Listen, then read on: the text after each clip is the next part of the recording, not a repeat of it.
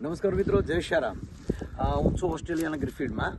ત્યારે હમણાં જ તમને બદામની ખેતીની વાત કરી, પણ અત્યારે આમની કેનાલ ઉપર ઊભો છું અને આ કેનાલની પદ્ધતિ જુઓ મિત્રો કે સરસ મજાનું પ્લાસ્ટિક નાખી દીધેલું છે, એટલે એક પણ પાણીનું ટીપું ખોટી રીતે જાય નહીં.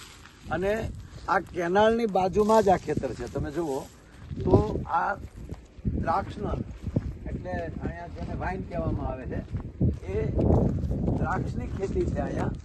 અને આ દ્રાક્ષના આ પાકલ દ્રાક્ષ છે,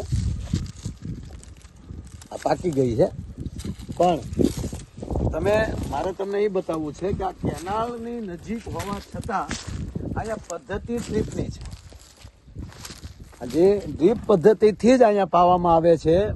અને ત્રીજી વાત કે હમણાં જ મેં જે બદામની ખેતી, આ જો બદામ અને દ્રાક્ષ, ત્યારે અહીંયા એક મેઘા લીટરના $350 કાયદેસર આપવામાં આવે છે. તો એક મેઘા લીટરના એટલો ખેડૂત પૈસા ભરીને પાણી લે છે.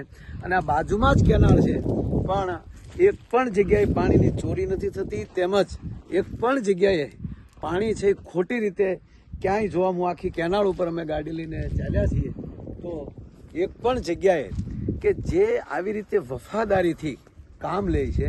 અને અહીંયા ખૂબ વરસાદ થાય છે, ડેમના ડેમ ભર્યા છે, છતાં એ લોકો ખૂબ પાણી છે તો આપી ગયો એમ નહીં. એક પણ જગ્યાએ કોઈ બોર ન કરી શકે.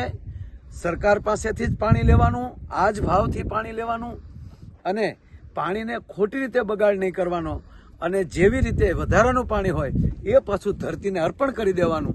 કોઈ જગ્યાએ ખોટી રીતે પાણી અહીંયા બગાડી નાખવું એવું કોઈ પણ કામ થતું નથી. એટલે આપણા ગુજરાતના ખેડૂત ભાઈઓને અને આપણે આમાંથી ઘણું બધું શીખવાનું મળે છે. અસ્તુ, જય શ્યારામ.